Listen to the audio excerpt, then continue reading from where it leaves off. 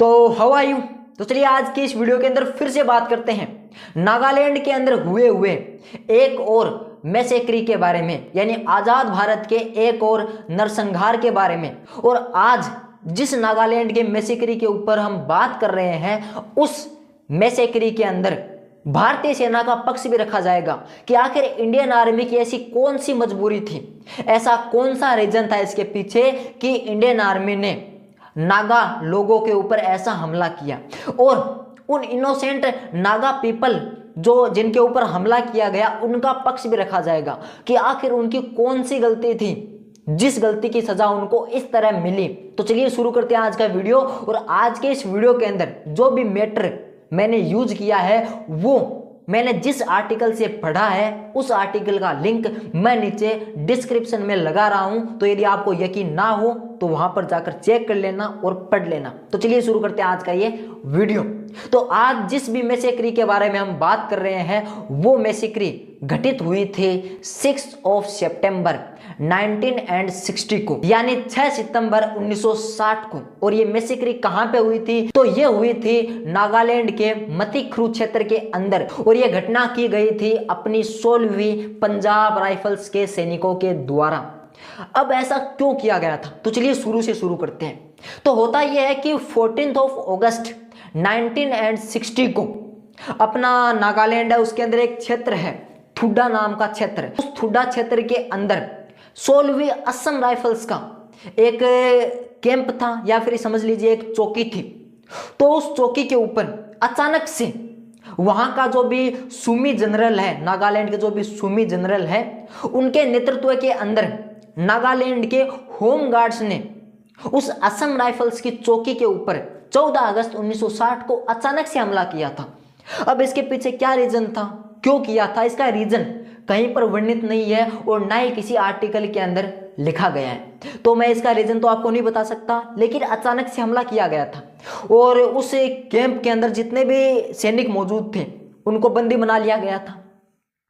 अब आगे उसके बाद में उसके लगभग 10 से 12 दिन बाद 26 अगस्त 1960 को इंडियन एयरफोर्स उन सैनिकों को बचाने के लिए, उनको प्रोटेक्ट करने के लिए अपने डकोटा वाहन के अंदर वहां पर जाती है। और जहां पर उनको पकड़ के रखा था, जिस चौकी के ऊपर हमला किया गया था असम राइफल्स की, वहां पर जाकर उनको खाने का सामान देती है, उनको प्रोवाइड करने की कोशिश करती है और उनको गोला बारूद प्रोवाइड करने की कोशिश करती है।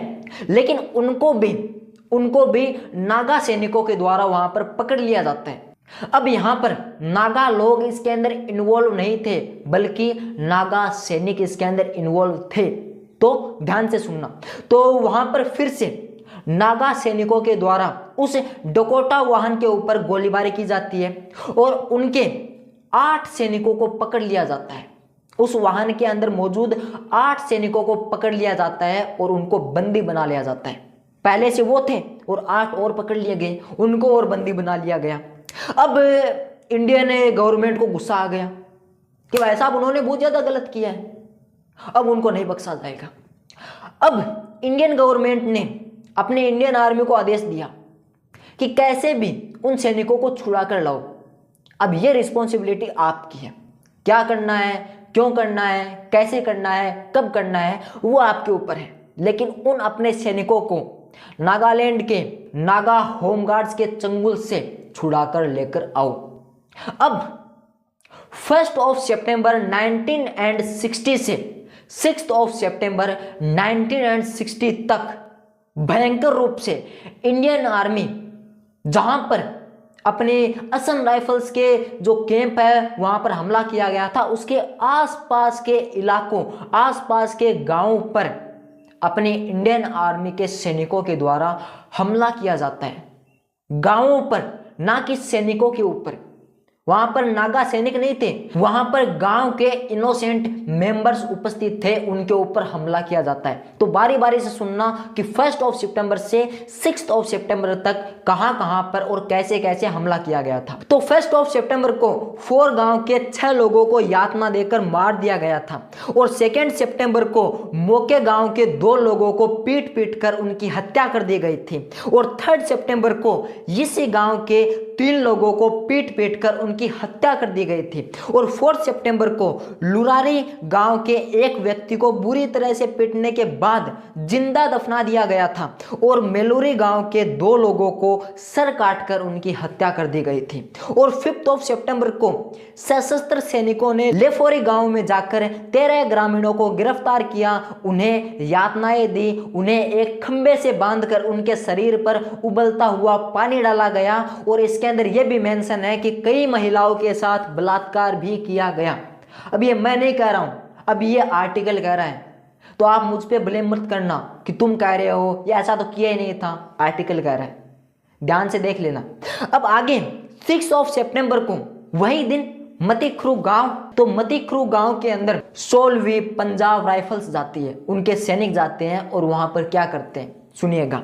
तो 6 सितंबर 1960 को कंजांग गांव में तैनात 16वीं पंजाब रेजिमेंट सुबह करीब 10 बजे मतिखरू गांव पहुंची और किसी को भागने से रोकने के लिए गांव के तीनों घेरों को घेर लिया गया, यानी गांव को पूरी तरफ से घेर लिया गया ताकि उस गांव से कोई भी भाग ना सके और फिर सभी ग्रामीणों को एक जगह इकट्ठा होने का आदेश दिया गया, जिसमें पुरुषों को महिलाओं और बच्चों से अलग रखा गया। फिर सैनिकों ने ग्रामीणों पर बंदूक की बट्टों से हमला किया और उनसे पूछा कि भूमिगत लोग कहां छिपे हैं और हथियार और गोला बारूद कहां रखे हैं। फिर पुरुषों को लगातार 5 घंटे से ज्यादा समय तक चिलचिलाते धूप में उछलने और उठक बैठक करने के लिए मजबूर किया गया। उनके शरीर पर लकड़ी के लट्ठे लपेटे गए और उन पर उबलता हुआ पानी डाला गया। देर दोपहर तक सभी महिलाओं और बच्चों को वहां से चले जाने की धमकी दी गई।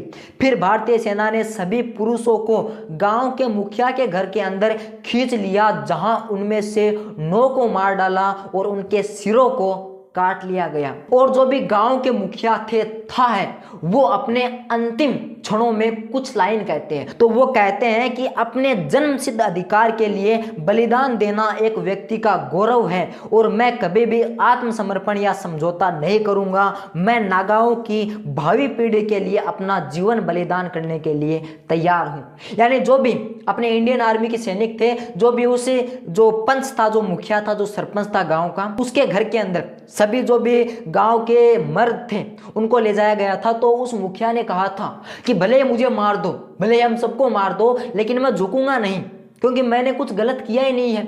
मैं अपनी आने वाली भावी पीढ़ी के लिए लड़ता रहूंगा, लेकिन आत्मसमर्पण या फिर समझौता नहीं करूंगा, बिकॉज मैंने कुछ नहीं किया है, इस पूरे गांव ने कुछ नहीं किया है, तो आप बिना बात के हम पे ये अत्याचार कर रहे हो। तो समझ गए किसकी गलती थी? समझ गए क्या? समझ गए हो तो नीचे कमेंट्स में लिखो किसकी गलती थी, अपने सैनिकों की या फिर उन नागा लोगों की, किसकी गलती थी?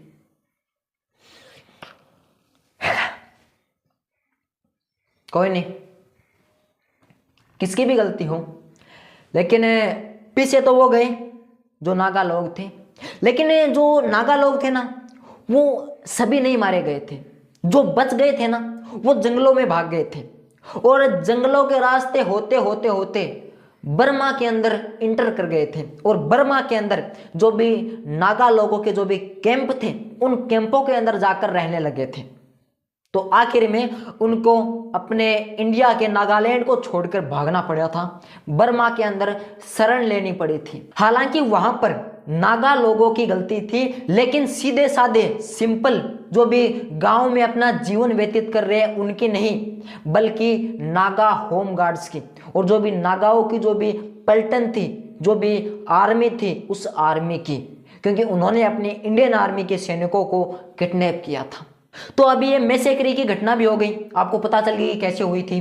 और जो भी नागा होमगार्ड्स थे उन्होंने अपने सैनिकों को भी किडनैप कर लिया था। लेकिन अभी आगे क्या हुआ था? तो आगे हुआ यह था कि सितंबर के अंदर ये सारी घटना हो रही थी। तो सितंबर के अंदर ही जो भी नागा होमगार्ड्स ने अपने 9 सैनिकों को किडनैप किया था, उनमें से 5 सैनिकों को सितंबर के अंदर ही रिहा कर दिया था और बाकी को 16 मई 1962 को रिहा कर दिया गया था, वो भी बिना किसी चोट के, बिना किसी खरोच के। यानी उन सैनिकों को, यानी अपने इंडियन आर्मी के सैनिकों को नागा होमगार्ड्स के द्वारा कोई भी यातनाएं नहीं दी गई थी, उनको सही सलामत रिहा कर दिया गया था अकॉर्डिंग टू दिस आर्टिकल, इस आर्टिकल के अनुसार। लेकिन अपने सैनिकों ने क्या किया, उन इनोसेंट पीपल को भी नहीं बख्शा जो वहां पर उन गांवों के अंदर रह रहे थे, उनका तो उनमें हाथ भी नहीं था। लेकिन वो कहते हैं ना कि कर्मों की सजा भगवान देते हैं, तो ऐसा ही हुआ। तो शिलोंग का एक नागा छात्र संघ है, उस नागा छात्र संघ के पूर्व मुखिया जिनका नाम है थेयो, वो थेयो अपने एक इंटरव्यू में बताते हैं कि मैंने सरकार से गुजारिश की, मैंने और मेरे संघ ने सरकार से गुजारिश की कि प्लीज जो भी नागा लोगों के साथ वहां पर इंडियन आर्मी के द्वारा किया गया था उनको इंसाफ मिलना चाहिए। तो इंडियन गवर्नमेंट ने इन सभी मुद्दों पर कार्रवाई की और जो भी उस मतिक्रू इंसिडेंट के अंदर शामिल अपने इंडियन आर्मी के सैनिक थे, उनका एक मेजर था और उनमें से एक उनका सूबेदार था, उन सभी को कोर्ट मार्शल कर दिया गया। तो कोर्ट मार्शल तो आप जानते ही है क्या होता है, देखा होगा कई फिल्मों के अंदर, वर्दी फाड़ दी जाती है, उनके जो भी सितारे होते हैं वो तोड़ लिए जाते हैं, बेल्ट वगैरह सब कुछ उनसे छीन लिया जाता है, यानी बेइज्जत करके उनको निकाला जाता है। तो वैसा ही हुआ था, जिन जिन अपने इंडियन आर्मी के सैनिकों ने उस मैसेक्री के अंदर भाग लिया था, उन इनोसेंट पीपल्स को मारा था। तो अब आप बताइएगा कि सही कौन था, कमेंट्स के अंदर जरूर बताना। तो चलिए आज के इस वीडियो के अंदर बस इतना ही, मिलेंगे अगले वीडियो के अंदर किसी नए मैसेक्री के साथ और किसी नए इतिहास की घटना को खंगोलने के लिए। तब तक के लिए जय श्री कृष्णा, जय हिंद, वंदे मातरम।